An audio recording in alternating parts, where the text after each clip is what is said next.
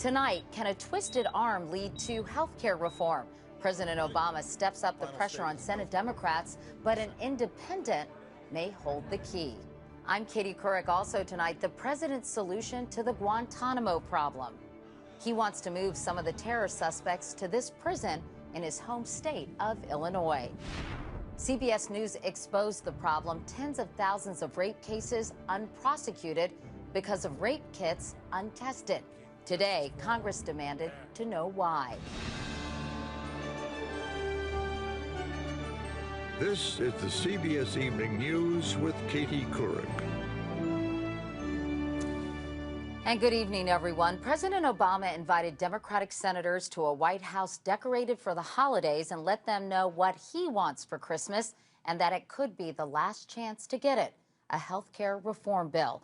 After their private meeting, the president said the country's on the precipice of historic legislation, but he said differences remain over the details. Chip Reid is at the White House, and Chip, that means the bill still doesn't have the votes to pass. That's right, Katie. The White House admits that at this moment they don't have the votes, but they are increasingly confident that they will have the votes to pass health care reform through the Senate by next week. The president was all smiles at the White House today after a meeting with Senate Democrats appeared to convince him that health care reform is within his grasp. It's clear that we are on the precipice of an achievement that's eluded Congresses and presidents for generations, an achievement that will touch the lives of nearly every American. The Senate bill will not include everything the president wants. Sources say there will be no public option and no expansion of Medicare to cover people aged 55 to 64. Those two ideas took a major hit this weekend when independent Senator Joe Lieberman, the decisive 60th vote for the Democrats, said he'll oppose the bill if they're included. Today, after Senate Democratic leaders appeared to give in to his demands, he changed his tune. I'm getting to that position where I can say what I've wanted to say all along, that I'm ready to vote for health care reform. Democratic senators who were in the meeting say the president did not draw any lines in the sand, but sought to inspire them, stressing how close they are to making history. Finally giving people a fighting chance against the health insurance companies, reducing the deficit and reducing the cost of health care across the board. It is an historic bill, and we can't miss this opportunity. Most polls, though, show support for health care reform is fading. Anger is growing, and protests are mounting across the nation, including one today on Capitol Hill. Congressional Republicans, who are virtually unanimous in opposition, say Democratic claims that health reform will save money are nonsense. What we know for sure is that this bill will include $500 billion in Medicare cuts, $400 billion in new taxes, and higher insurance premiums for everyone else. Republicans say they do agree that if the bill becomes law, it will make history, the bad kind. The majority leadership seems determined to engage in this political kamikaze mission toward a historic mistake. Even if the Senate does pass the bill next week, the two houses then have to take their bills and combine them into one. And that could be the hardest part of all. Katie? Chip Reid at the White House. Chip, thank you. Now, more about the senator Chip mentioned in his report. Independent Joe Lieberman of Connecticut, as Chip said, he holds the 60th vote needed to get the health care reform bill passed in the Senate. And Nancy Cordes tells us supporters of reform are angry and confused about Lieberman's position. Even close colleagues of Senator Joe Lieberman were at a loss today to explain his apparent about-face. I have no idea. After all, the proposal to allow younger Americans to buy into Medicare had been crafted specifically as a compromise for Lieberman and other moderates who had opposed a public option. The Connecticut senator has championed the buy-in idea for nearly a decade and reiterated his support just 3 months ago. What I was proposing was that they have an option to buy into Medicare early. But this week he suddenly threatened to block the health care bill if it contains a Medicare buy-in, throwing the entire process into disarray yet again. I'm very disappointed because I thought we had Senator Lieberman's staff in the room. I thought we were going to, during the negotiations, I thought he would go along with it. What's especially mystifying, senators say, is that Lieberman has historically sided with liberals on domestic issues, even though he became an independent in 2006 after losing his Democratic primary. No one can understand exactly what Joe's up to with this. You know, there's some people that think he's, you know, that he's grandstanding. There's some people that think he's, you know, kowtowing to the insurance industry. The industry does have a large presence in Connecticut and gives generously to his campaigns.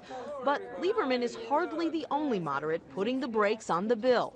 Democratic Senators Mary Landrieu, Blanche Lincoln, and Ben Nelson, who come from conservative states, successfully blocked the public option, even though the other 55 Democrats support it.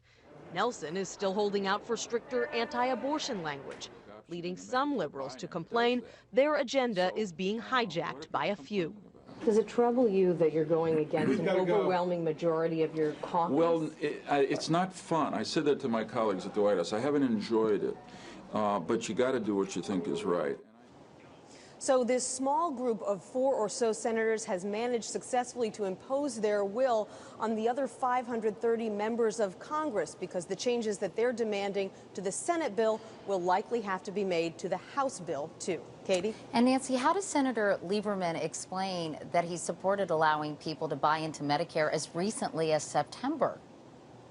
Well, he insisted today that he hasn't flip-flopped, that the Medicare buy-in is something that he supported years ago, back when the economy was better than it is now, and back before there was a health care reform bill like this one that does so many other things to make health insurance affordable for older people. And meanwhile, Nancy, as you mentioned, there are plenty of Senate Democrats who feel very strongly about a public option. Could their support be lost if there isn't one in the bill? Well, there are a couple of senators, like Senator Roland Burris of Illinois or Bernie Sanders of Vermont, who said today it would be very difficult for them to support a bill if it doesn't contain a public option. But they stopped short of drawing a line in the sand the way that Senator Joe Lieberman did, so it does look like there is some wiggle room there. All right, Nancy Cordes on Capitol Hill tonight. Nancy, thank you. Now to another item on the president's to-do list, finding a place for the terror suspects at Guantanamo when he closes that facility. Today, he ordered the government to buy a state prison in Thompson, Illinois. If Congress approves, as many as 90 of the 210 detainees at Guantanamo would be transferred there. More now from national correspondent Dean Reynolds. White House officials said the move to Illinois is key to the president's plan to close the prison at Guantanamo Bay, Cuba. In taking this action, we are removing from terrorist organizations around the world a recruiting tool. And yet Republicans attacked the plan as an unnecessary risk. With the busiest airport in the world and the tallest building in North America, I do not think that we should make Chicagoland the center of jihadi attention in the world. But in Thompson, where the prison stands 3 hours west of Chicago, and the hope is that new jobs will come with the prisoners, reaction is almost uniformly positive. Oh, about 98%. Duke Hebler is the Thompson Village president, and he sees an economic boost. Housing and groceries, gas, and there'll be construction work. Illinois estimates the move will create some 3,000 new jobs and inject possibly $1 billion into the battered local economy over the first 4 years of operation. With only 200 minimum security inmates now and a facility built to house 1,600, the prison has a modern surveillance system, enough room to segregate terrorists and hold them indefinitely, plus a courtroom for trials. And though it's only a mile from Main Street, not many in Thompson are worried. I think the town will probably be safer than ever before because of the prison. I think it'll be very safe. I don't have any concerns about that at all. But intelligence analysts say questions about the prisoners' legal status persist. You do have the potential of simply shifting those problems and issues to Illinois from Guantanamo. They say this will be the most secure prison in the country, beyond Supermax, they say, and that the transferred terrorists will be totally isolated, receiving visits only from their own attorneys, federal officials, and the Red Cross. Katie? Dean Reynolds in Thompson, Illinois. Dean, thank you. One of the first of the big-name TV preachers died today, Oral Roberts. He was 91. Beginning in the 1950s, Roberts used television to raise spirits and raise money, and he even once claimed he'd raise the dead. Don Teague now with the Oral Roberts story. Out of that barren ground. Oral Roberts was considered the father of televangelists, among the first preachers to take religious revivals from tents to television, establishing a multi-million-dollar ministry that reached around the world. My soul's at stake. I may lose my soul. I know I will if I disobey God. Roberts' faith and philosophy grew out of a bout with tuberculosis as a teenager. He said God cured him and gave him healing powers of his own. Through his ministry, he brought charismatic Christianity into the mainstream, the belief that God bestows his powers on man, including healing. What God wants is people with faith. What God wants is people who are willing to suffer. Roberts' crusades were often controversial. He once claimed to raise a child from the dead, and in 1987 he predicted God would bring him home to heaven if he failed to raise $8 million to support his struggling City of Faith Medical and Research Center in Tulsa, Oklahoma. I need some very quick money, so I'll know when March comes, I won't be taken. I'll get to live. Despite his pleas, the facility closed 2 years later. More successful was his namesake, Oral Roberts University in Tulsa, a campus that includes a 60-foot statue of praying hands. The campus was rocked by controversy in 2007 when his son, then university president Richard Roberts, was accused of lavish spending. It is about intimidation, blackmail, and extortion. Richard stepped down, and Oral Roberts came out of retirement briefly to help get his university back on solid financial footing. Tonight, millions touched by Oral Roberts and his message are mourning his loss. Don Teague, CBS News, Dallas. And coming up next on the CBS Evening News, what's behind a huge spike in teenage runaways?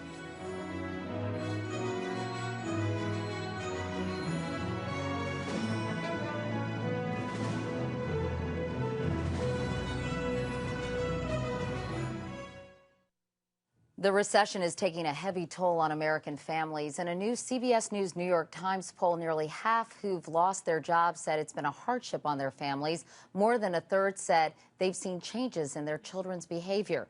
56% believe their children's lives have changed. And for parents out of work more than 6 months, the number jumps to 70%. Tonight from Salt Lake City, Seth Doan tells us all this is adding up to a surge in runaways as we continue a series of reports we call Children of the Recession. We don't want people seeing us doing this. You know? Fiercely protected. This gate right here is what we'll normally go through. And hidden from view. It's like sometimes come to this place because it's a good squat. We're led to what's called a squat, where Bradley sometimes sleeps. It's hardly his, but it's all he has. I did run away from my parents' house, but that's only because they were mentally and physically abusive. More than 1.5 million teenagers run away or are kicked out of their homes every year. They flee one set of problems and find others. We need jobs, we need ways to earn money, we need to have an apartment or a house or a solid place to call home. You don't have that now. None of us do. By us, he means these guys, bound by hard luck and homelessness. Many are runaways. Their Salt Lake City refuge is run by Volunteers of America, Utah. We really want to go back to school. Zachary Bale oversees outreach efforts. We've seen more recently as some of these economic forces have kicked up in the economy, kids being either kicked out or leaving because of financial distress in the family. Over the last 2 years, Volunteers of America, Utah have seen the number of youths they serve double, from around 400 a year to more than 800. And they say the timing during the recession is no coincidence. This was my first squat place. Sean Gonzalez lost his $20 an hour computer job 3 months ago and wound up on the street. How many nights do you think you slept here? About a week. He left home 2 years ago. He says his dad worked 4 jobs, and at just 17, Sean was helping to pay the mortgage. As the oldest, I had to be Mr. Example, and I just couldn't do it anymore. But now, without work, he's stuck. It's tough. Tough to find a job. It's a lot tougher than I thought it was going to be. How much have you been looking? Every day. Hello, National Runaway Switchboard. With few alternatives, callers to the National Runaway Switchboard report turning to panhandling, prostitution, selling drugs, and stealing to survive. I used to steal from stores and stuff, but that ended up getting out of hand. Now 18-year-old Zach, who's a runaway too, depends on the drop-in center. But the center itself needs a little help. Thank you. This year, there's only enough funding to stay open till 6. And we offer them what we can to help them stay warm, stay safe. That's all we can do. Yeah, this is actually one of my buddy's old squats, which was right. When night falls, it's time to find a place to sleep again. We follow Zach right up the side of a building. You'd just sleep right out here? Yeah, just throw a blanket down because look how dirty it is. They're on the streets for different reasons. And I've been adopted twice, put into foster care once. But all share the same reality. Now you're here. Yeah. Now I'm here. The recession just made it worse. Seth Doan, CBS News, Salt Lake City, Utah. An update now on our investigation into why so many rape cases are never prosecuted. Last month, we revealed that in a dozen major cities, tens of thousands of rape evidence kits had never been tested. Chief Investigative Correspondent Armin Gatayan tells us that was the subject of an emotional hearing today in Congress.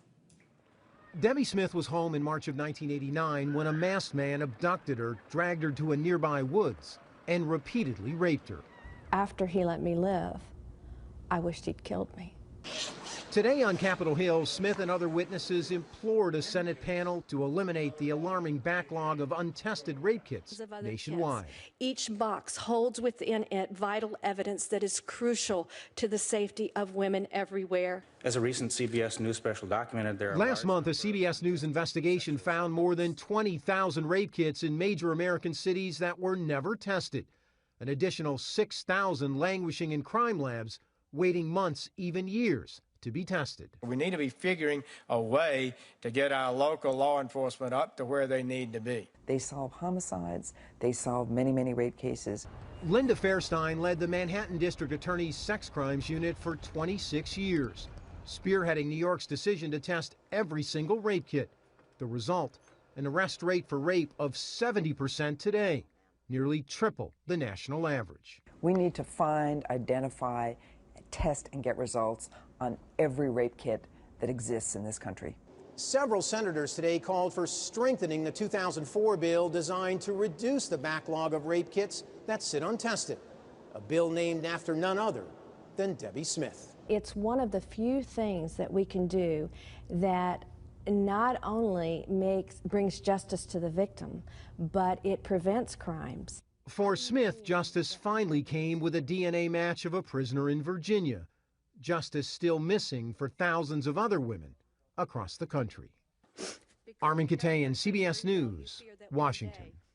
And now to a major safety recall. More than 50 million Roman-style shades and roll-up blinds are being recalled because their cords can strangle a child. In fact, since 2001, 8 children have died after their necks got caught in the cords of these shades and blinds. You can get more information about the recall at cbsnews.com. And that is the CBS Evening News. For my exclusive interview with General Ray Odierno, the top U.S. commander in Iraq, you can go to cbsnews.com. I'm Katie Couric. I'll see you tomorrow. Good night.